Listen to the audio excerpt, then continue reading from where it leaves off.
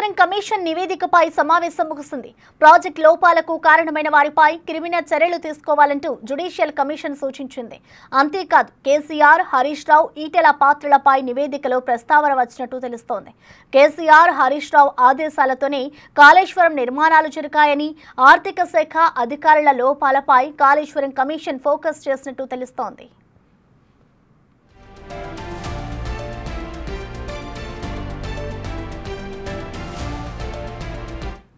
Irrigation శాఖ పంపిన అంచనాలకు గుడ్డిగా ఆమోదం తెలిపారని కమిషన్ నివేదిక చెబుతోంది.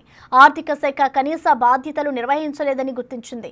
ఇక రేపు కేబినెట్ భేటీలో కాళేశ్వరం నివేదికపై చర్చ జరగనుంది.